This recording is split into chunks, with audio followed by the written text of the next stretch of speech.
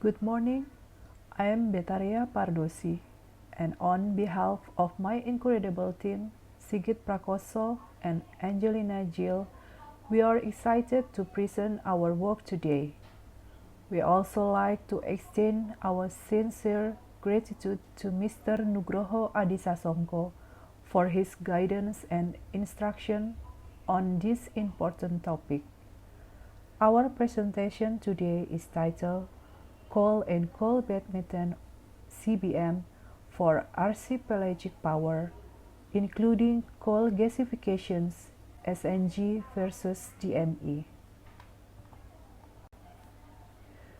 To begin with, it's important to understand the background of why coal and coal-bed methane (CBM) are considered key energy sources for Indonesia archipelagic regions. Island power systems are mostly isolated and rely on oil-based diesel generators. High electricity costs due to limited logistics and dependence on imported fuels. Coal and CBM are abundant, stable, and locally available energy sources. Coal gasification (SNG-DME) can replace LPG and oil in power and household sectors. Supports energy diversification, regional energy security, and carbon reduction through clean technologies. Next, the objective is to enhance reliability and independence of island energy systems, lower power generation costs using local coal and CBM, support cleaner energy mix through SNG-DME development, encourage investment and supply chains efficiency, strengthen national energy security and reduce fuel imports. Coal and CBM potential in Indonesia. Coal quality includes low, medium, and high calorific grades. Around 65% of reserves are low to medium range, lignite and subbituminous, approximately 5,100 kilocalorie per kilogram car. High calorific coal represents only about 5% or less of total reserves. CBM characteristic: methane gas trapped within coal seams. Production required dewatering and clit fracturing. Found at relatively shallow depths, approximately 500 to 1,500 meters in many basins, reducing drilling and development costs. Concept of coal gasification for SNG and DME production. Fundamental principle: gasification converts solid coal into synthetic gas, syngas, CO plus H2, through partial oxidation reactions with O2 and steam at high temperatures, approximately equal 100 degrees Celsius. Process stage: gasification. Coal react with O2 or H2O to produce syngas. Product syngas. Shift reaction. Adjustment of H2 or CO ratio according to process requirement. Product CO2 H2. Gas purification. Removal of tar, H2S and CO2 impurities. Product purified syngas. Synthesis SNG. Product SNG or DME. Applications and integration. SNG substitute for natural gas in power generation and household sectors. DME, dimethyl ether, environmentally friendly alternative to LPG and diesel fuel. Polygeneration, integration of power, fuel, and chemical production to achieve higher overall efficiency. Coal and CBM supply chain design for power generation in Indonesia's islands. Upstream production. Coal meaning open pit and underground. CBM, exploration and production of methane gas from coal seams, dewatering and gas lifting. Midstream processing. Coal, crushing, washing, and drying to reach target quality, lignite, sub-bituminous. CBM, gas purification, dewatering, CO2 removal, and compressor for transport.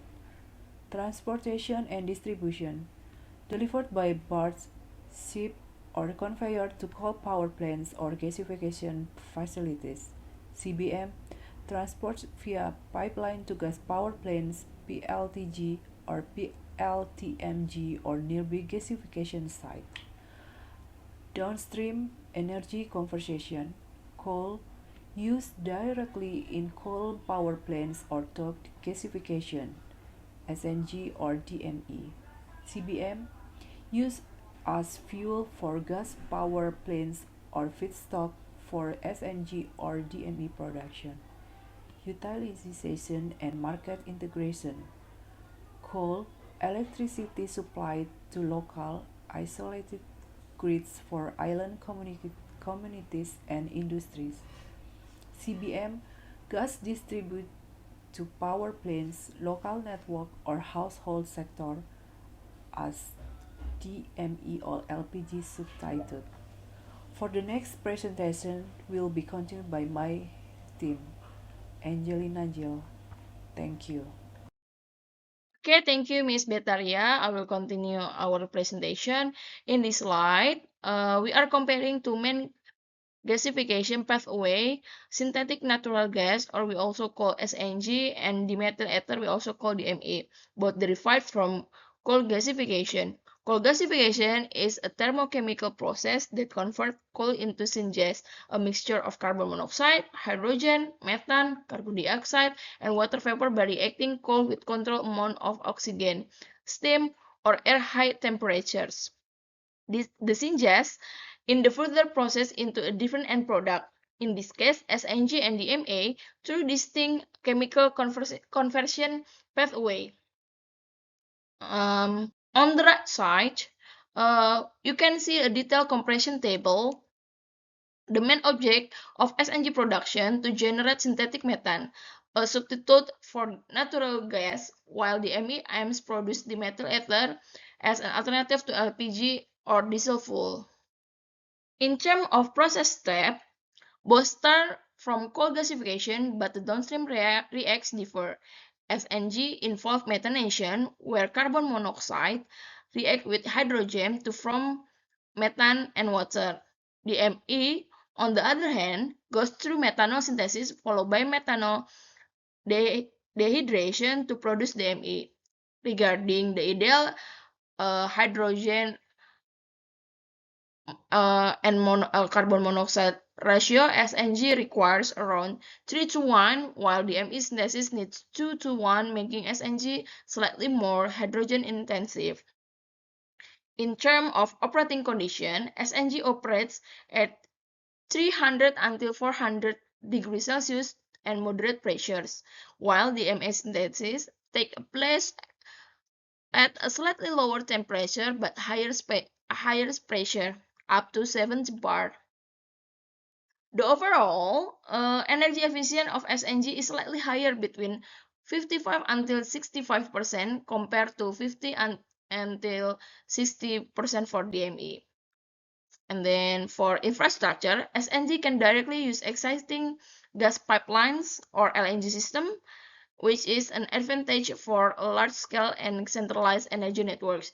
DME, being a liquid fuel, is easier to store and transport, making it suitable for decentralized or archipelagic system, such as small island or remote regions without pipeline access.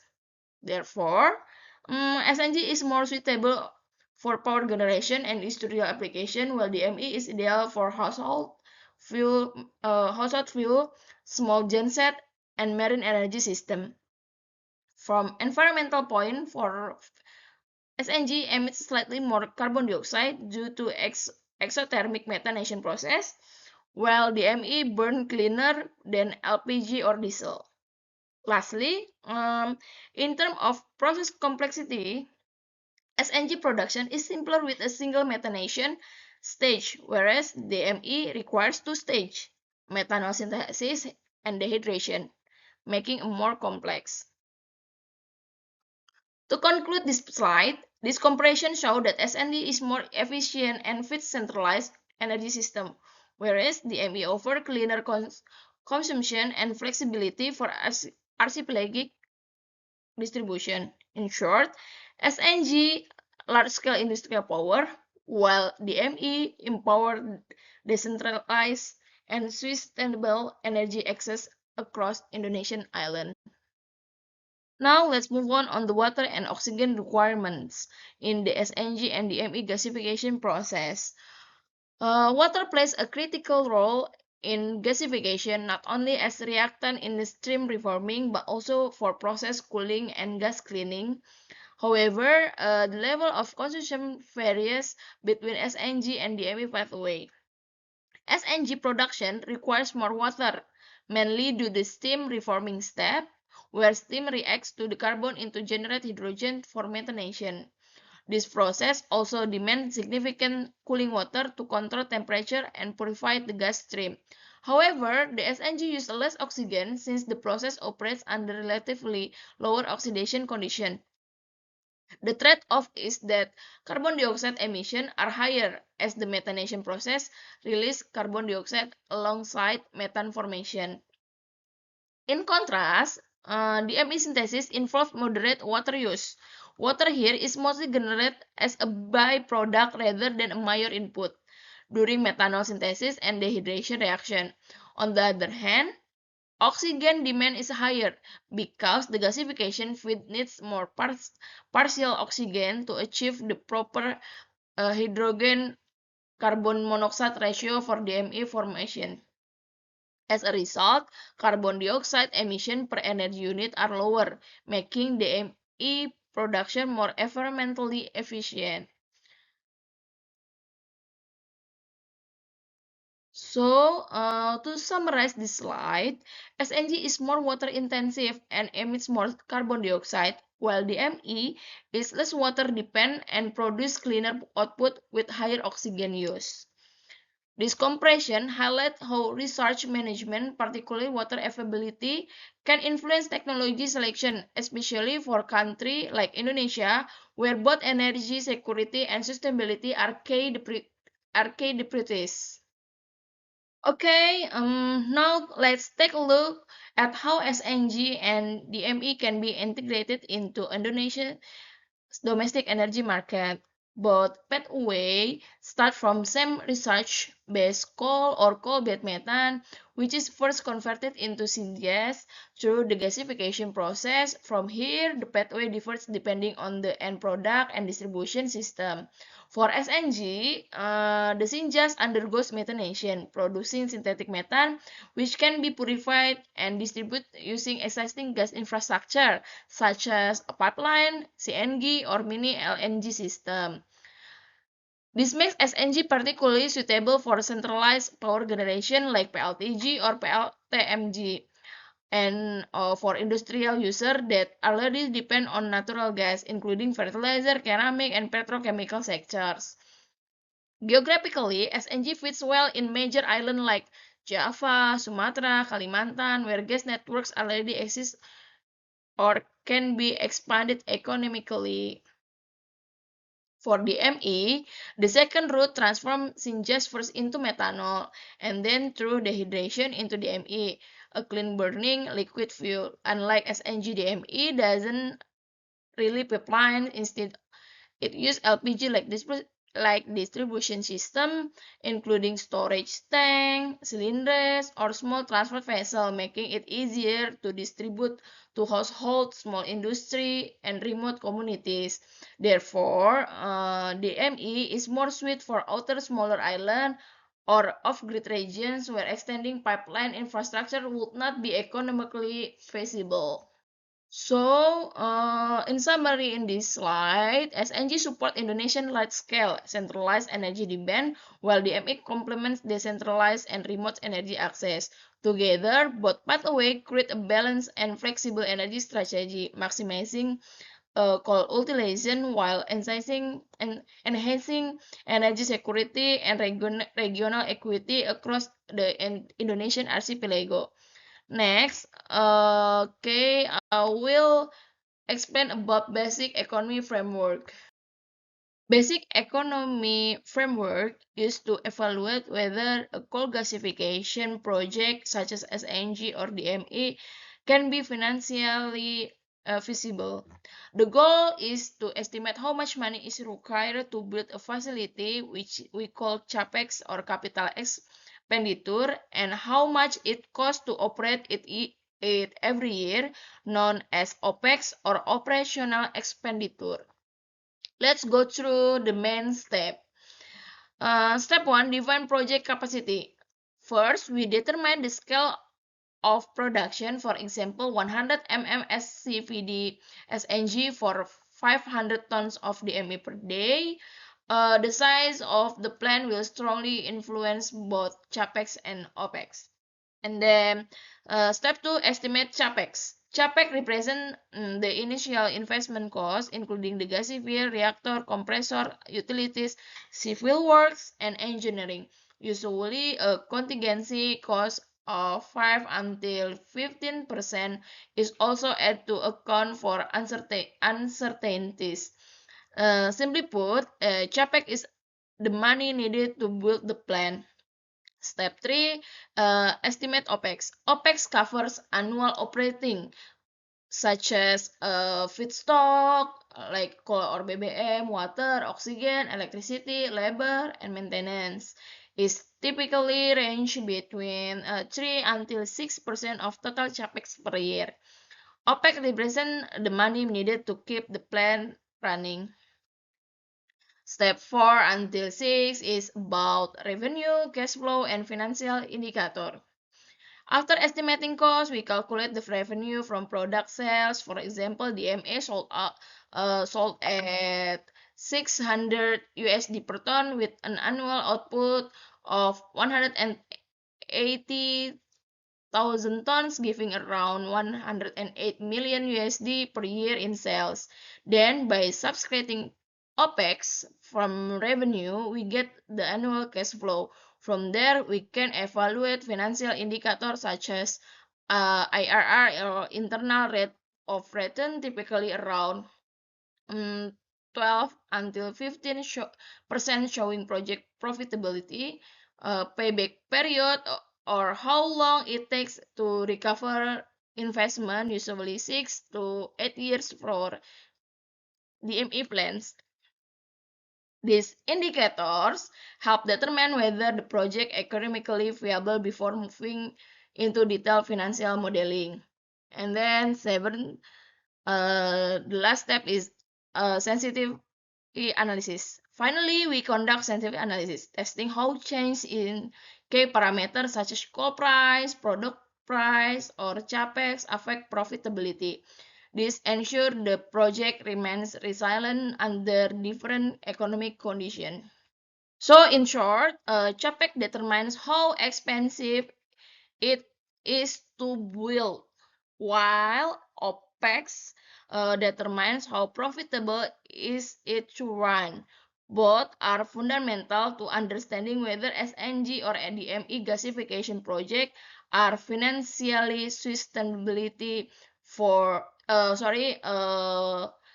financially sustainable for Indonesian energy transition. Okay, then this slide illustrate how SNG and DME gasification project could be implemented in Indonesia using realistic examples from South Sumatra and Tanjung Enim. Left side, a comparison table.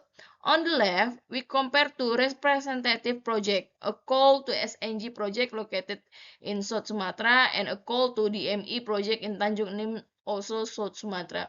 Both regions have abundant coal and CBM resources, making them ideal for gasification-based industry. For SNG, it mainly uses bituminous coal for CBM gas feedstock. The product is synthetic natural gas used for power generation and industrial needs. The scale is smaller, about around 100 mm SFPD, categorized a pilot or semi-commercial. The capex is moderate, about 600 million USD, while OPEX is around 30 until 40 million USD per year. The product price is roughly 7 until 8 USD per MMBTU, making it competitive with natural gas import.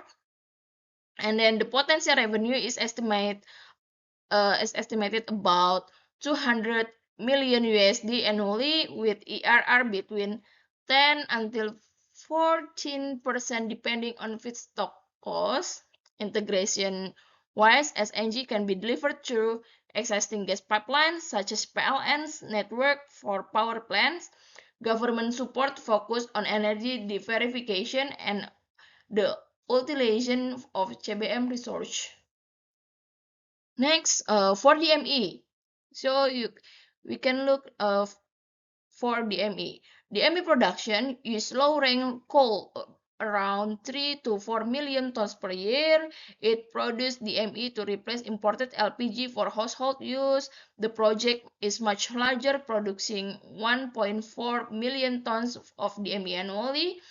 However, the capex is significantly higher, around 2.1 billion USD, and OPEX range from 100 until 120 million USD per year.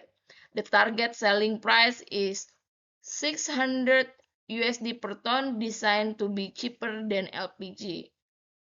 With an annual revenue potential of 800 million USD, the project shows an ERR of 12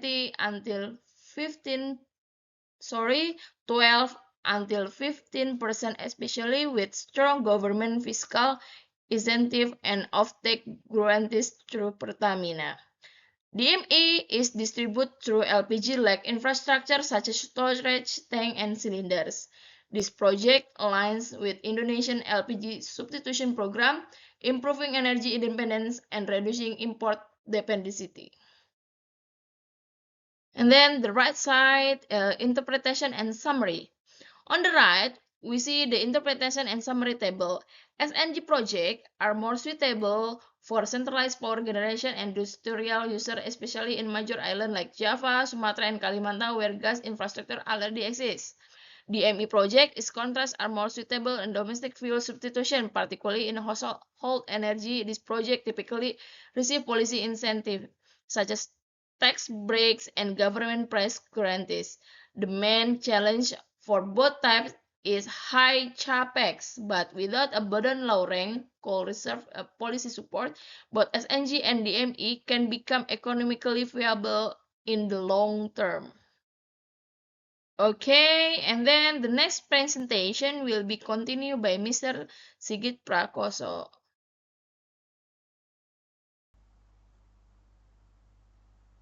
Thank you, Ms. Angelina. Let's continue the presentation. My name is Sigit Prakoso. This table presents a techno-economic simulation of the DME project under different coal price scenario based on EDAF 2022 study. We can observe three scenarios. This is low, medium, and high coal price. Start to $20, $30 and $35 per ton respectively. The total project cost increased as coal price rise, while revenue from DMA sales remained constant at $840 million. Now, key observation: at the lowest coal price of $25 per ton, the project became problematic because NEV dropped significantly, highlighting economic rise. The net price of value and NPV varies across scenario, even reaching negative value in the medium price scenario in $50 million loss, showing sensitivity to raw material costs. The internal rate of return (IRR) remained positive in all scenarios, but in medium and high coal price case, it falls below the bank interest rate of 20%,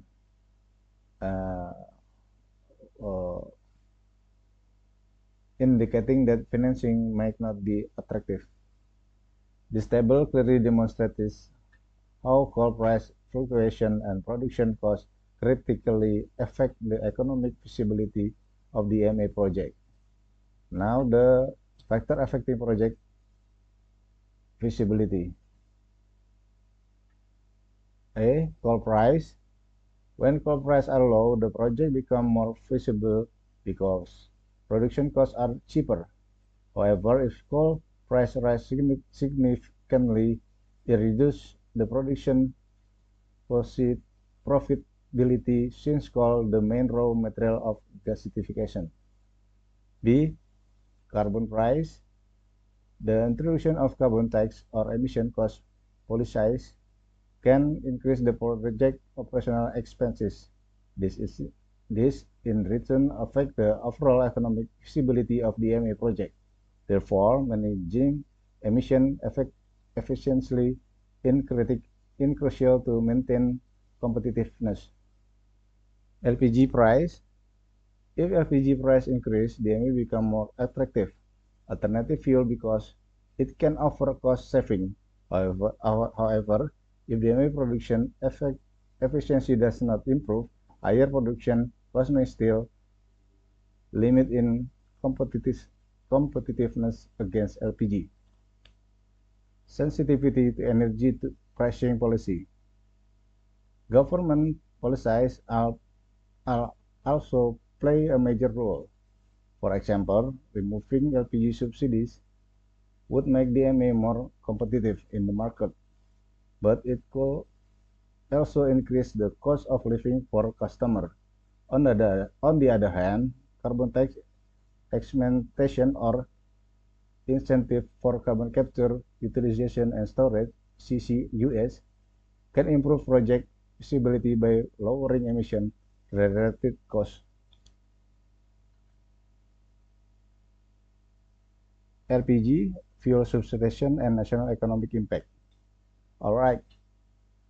Next, we will discuss the substitution of imported LPG with coal gasification product, particularly SNG and DMA, and its impact of national economic. First, internal energy import saving. This coal gasification program has great potential to reduce LPG import by up to 1 million tons per year. It executed optimally. Currently, Indonesia still imports about 70% of its national LPG need, valued at more than $4 billion annually. If DMA can be produced substantially domestically, import dependence will automatically decrease, and country foreign exchange reserve will be strong because funds are not being spent expensively in purchasing energy from abroad. Secondly, regarding LPG subsidies, the government still allocated for over IDR 2 trillion annually for LPG subsidies. If portion of the need is substituted by domestic DMA, the potential saving could reach 15 or to 20% of total energy subsidy. This saving represents a huge opportunity to reallocate the budget to other sectors, such as development to a renewable energy or national energy infrastructure. Furthermore, from perspective of downstream industry and social impact, DMA price tend to be more stable because the raw material originates domestically, as is done by PT Bukit Asam in South Sumatra. In addition, this program can also encourage the birth of new industry such as DMA stuff or chemical derivative products, and certainly create new job opportunities, especially in mining area and gasification plant like South Sumatra and East Kalimantan.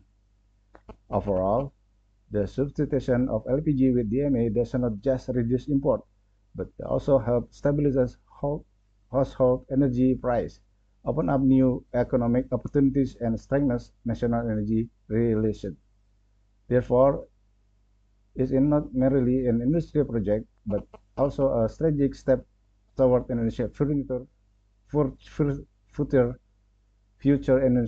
energy independence.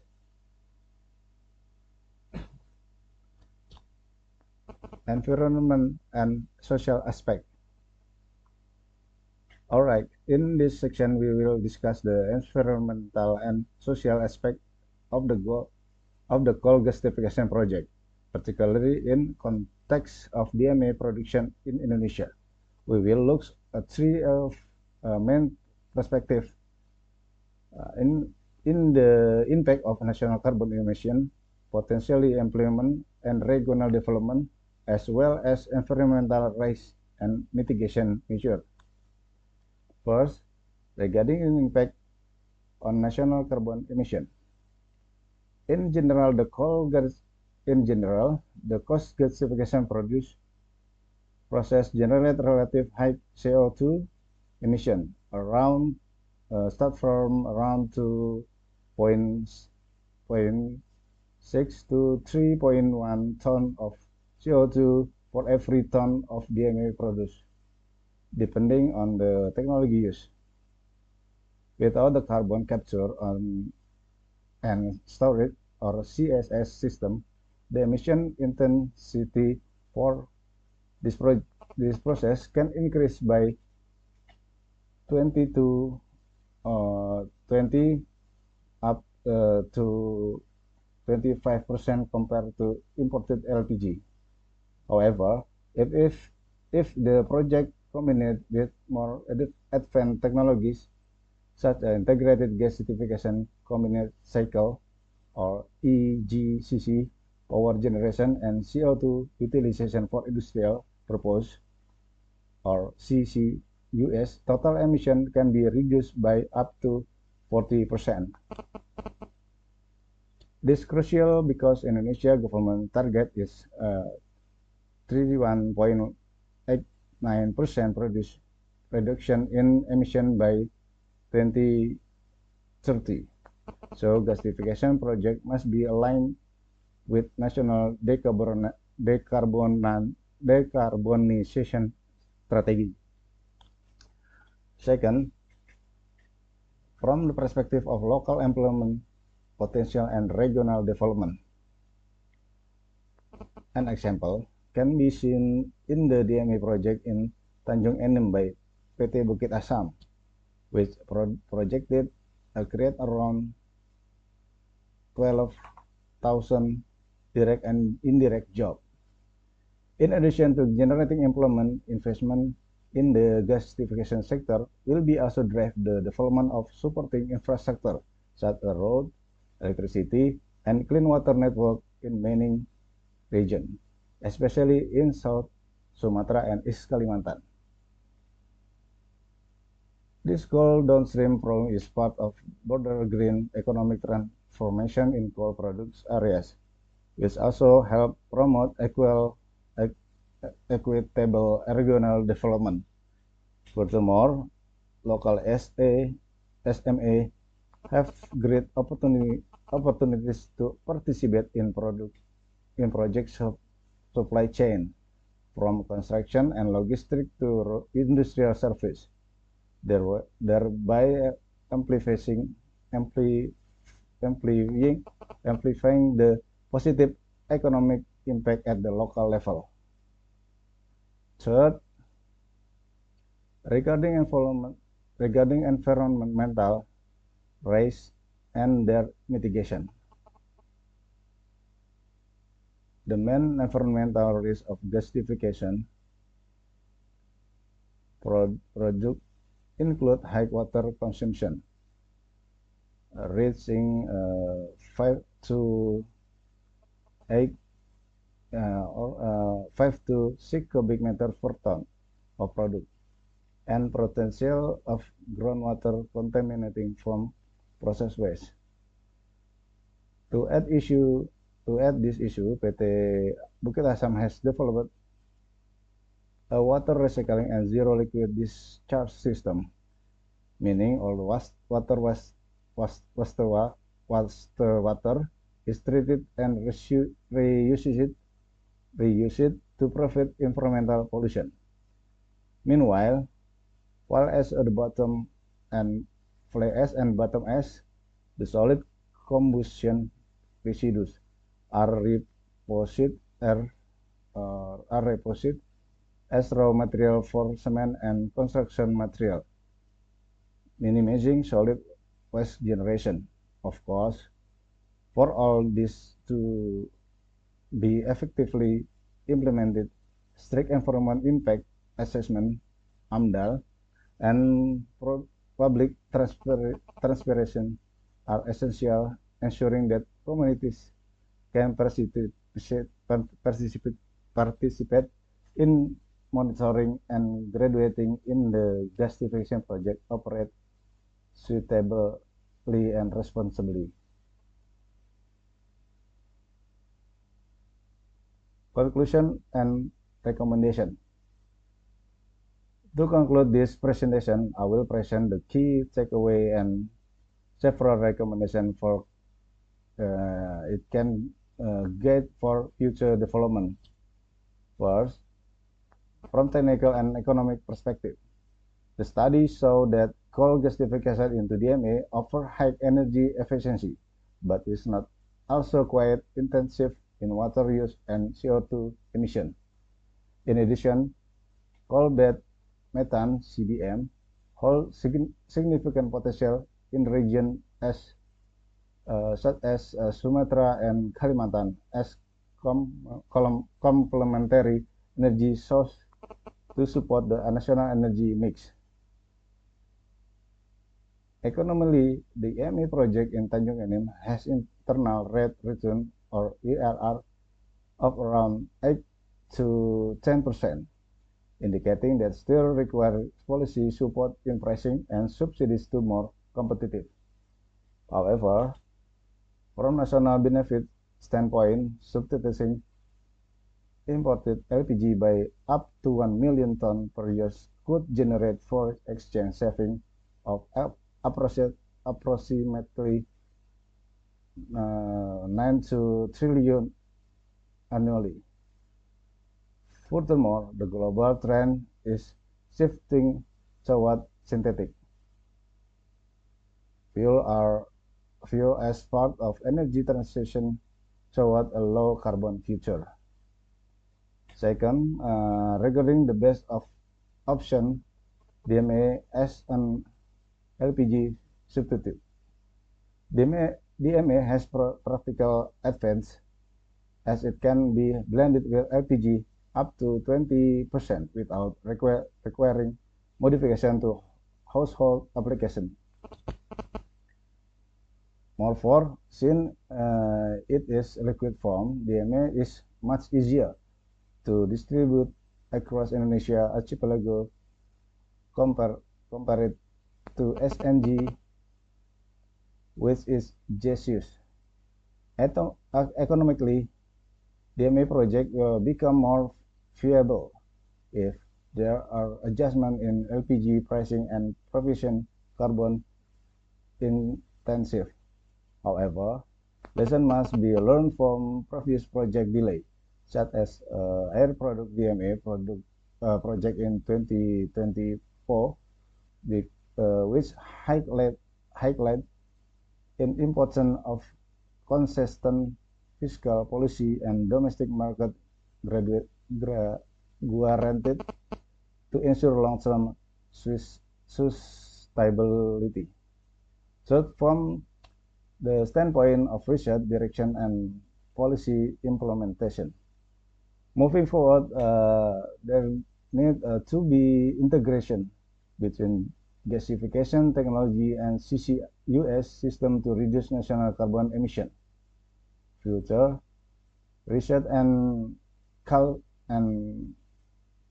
can also focus in blended DMA with biomass or hydrogen, which has the potential to significantly reduce the carbon footprint of product. Meanwhile, CBM should be developed as an alternative energy source for remote regions, particularly to support electrification and regional energy security. Finally, the government should establish a roadmap for low-emission coal downstream that against in 2060 net zero emission target. For the main conclusion, overall, DMA is most realistic short-term option to replace LPG, while CBM and CNG can serve as complementary energy source in island region. The suitability of Indonesian national coal gasification program depends heavily in sound fiscal policy, support for clean technology research, and green investment. With strong synergy between the government, industry, and research institutions, Indonesia has great opportunity to build the energy system is more self-sufficient, efficient, and sustainable. In conclusion, it can be stated that the success of coal gasification program into DMA in determination not only by its technology and economic aspect, but also by consistent energy policies, the adapted in environmentally friendly technology, and a cross-section collaboration with sustained research and investment support. Indonesia has strong opportunity not only reduce dependent on LPG import, but also to strengthen national energy independence toward a clean and more sustainable future.